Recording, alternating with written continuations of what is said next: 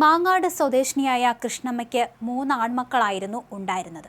3 പേരുടെയും വിവാഹം കഴിഞ്ഞ് 3ഇടത്ത് താമസം തുടങ്ങി. എന്നാൽ 3 മക്കൾക്കും ഇപ്പോൾ അമ്മയെ നോക്കാൻ കഴിയാതെ വന്നു. മൂവരും അമ്മയെ വീട്ടിൽ നിന്ന് പുറത്താക്കി. എന്റെ പേര് കൃഷ്ണമ്മ. എന്റെ പേര് കൃഷ്ണമ്മ.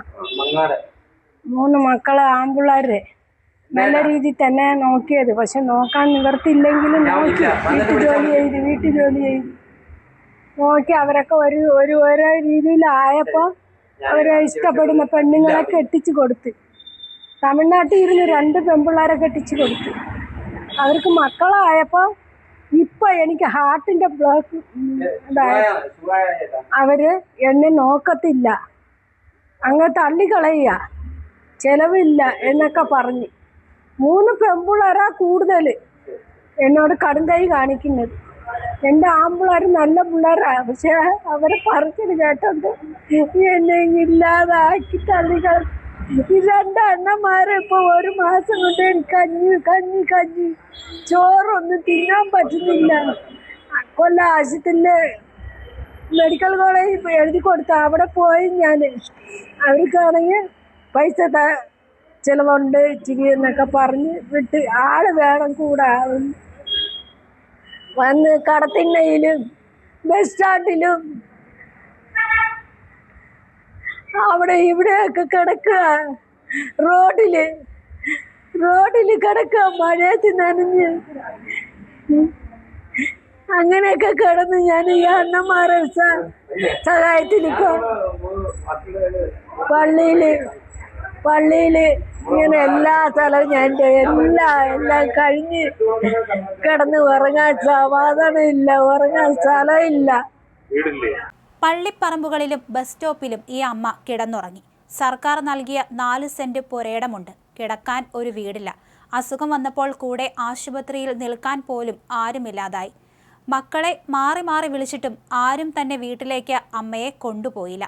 ഒടുവിൽ വാർഡ് കൗൺസിലർ അജീന പ്രശാന്തിന്റെ അടുത്തെത്തി. കൗൺസിലറാണ്. ഇപ്പോൾ മങ്ങാട് ഡിവിഷനിൽ താമസിക്കുന്ന അമ്മയാണിത്.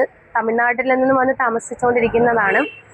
അപ്പോൾ കഴിഞ്ഞ കുറച്ച് നാളുകളായി ഈ അമ്മയെ മക്കളെ വീട്ടിൽ കയറ്റുന്നുണ്ടായിരുന്നില്ല. അങ്ങനെ അടുത്തുള്ള ഒരു പള്ളിയിലാണ് രാത്രിയിൽ കിടന്ന് കഴിഞ്ഞുകൂടുന്നത്. അപ്പോൾ അവിടെയുള്ള എൻ്റെ ഡിവിഷനിൽ തന്നെ സ്ഥിരതാമസക്കാരനായ സാബു എന്ന് പറയുന്ന ചേട്ടനും ശ്യാമളൻ എന്ന് പറയുന്ന അദ്ദേഹം ഒരു റിട്ടയർഡ് പോലീസ് ഉദ്യോഗസ്ഥനാണ്. ഇവർ 2 പേരും കോണ്ടാക്ട് ചെയ്ത പ്രകാരം നമ്മളവരുടെ മക്കളുമായിട്ടും ഒക്കെ കോണ്ടാക്ട് ചെയ്തു. ഇവിടെ സ്റ്റേഷനിൽ പരാതി കൊടുത്തു. CA വിളിപ്പിച്ചിട്ട് കൂടി മക്കള് അമ്മയെ ഏറ്റെടുക്കാൻ തയ്യാറല്ല. അങ്ങനെയാണ് നമ്മൾ ഇങ്ങനെ ഒരു ആതുരാലയത്തെക്കുറിച്ച് അറിയുന്നതും. അവരുമായിട്ട് പേര് ജീവകാരുണ്യ പ്രവർത്തകരായിട്ടുള്ള ശ്രീ ഗണേഷ് സാറിനെയും അതേപോലെ ശ്യാം എന്നിവരെ കോണ്ടാക്ട് ചെയ്യുകയും അവരെ അമ്മയെ ഏറ്റെടുക്കാൻ സന്മനസ് കാണിക്കുകയും ചെയ്തു. അതിൻ്റെ അടിസ്ഥാനത്തിൽ വേണ്ടുന്ന നടപടികളെല്ലാം പോലീസ് സ്റ്റേഷനിൽ പൂർത്തിയാക്കി അമ്മയെ ഏറ്റവും സുരക്ഷിതമായ കൈകളിൽ ഏൽപ്പിക്കുകയാണ്. അവർക്ക് പറ്റത്തില്ല, മക്കൾക്കും പറ്റത്തില്ല, മരുമക്കൾക്കും പറ്റത്തില്ല. ആ ഒരവസ്ഥയിലാണ് പോകുന്നത്. പൊതുപ്രവർത്തകൻ സാബുവും റിട്ടയർഡ് സബ് ഇൻസ്പെക്ടർ ശ്യാമളൻ എന്നിവരും ചേർന്ന് കിളിക്കൊല്ലൂർ പോലീസ് സ്റ്റേഷനിൽ കൃഷ്ണമ്മയെ എത്തിച്ച് പരാതി നൽകി. പോലീസ് പലതവണ മക്കളെ ബന്ധപ്പെട്ടിട്ടും വരുവാനോ അമ്മയെ ഏറ്റെടുക്കുവാനോ ഒന്നും തന്നെ കൂട്ടാക്കിയില്ല. ഒടുവിൽ പോലീസ് ജീവകാരുണ്യ പ്രവർത്തകൻ ശക്തികുളങ്ങര ഗണേശന്റെ സഹായം അഭ്യർത്ഥിച്ചു. ഗണേശനും സുഹൃത്ത് ശ്യാം ഷാജിയും പോലീസ് സ്റ്റേഷനിലെത്തി അമ്മയോട് സംസാരിച്ചു. ഭക്ഷണം കഴിച്ചിട്ട് ദിവസങ്ങളായി എന്ന് ആ അമ്മ കരഞ്ഞു പറഞ്ഞു. ഉടൻ തന്നെ ഭക്ഷണം വാങ്ങി നൽകി കൃഷ്ണമ്മയെ കായംകുളത്തിനടുത്ത് പ്രവർത്തിക്കുന്ന മാതൃജ്യോതി എന്ന അഭയമന്ദിരത്തിൽ എത്തിച്ചു.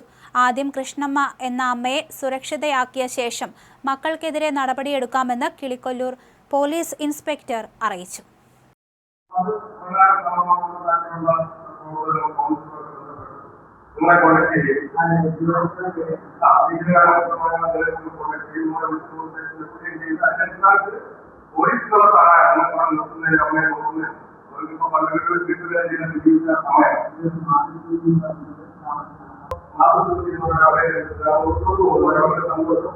അപ്പോ അതില് പൊലിസിന്റെ ഭാഗത്ത് നിങ്ങൾക്ക് എന്താണ് നമുക്കറിയാവുന്നതാണ്. മറ്റു നടപടികൾ നമുക്ക് ഇങ്ങനെ ചെയ്യുന്നത് ആദ്യം അവരെ സംരക്ഷിക്കാവുന്നത് നമ്മുടെ കാര്യത്തിൽ നമുക്ക് വളരെ സന്തോഷമാണ്.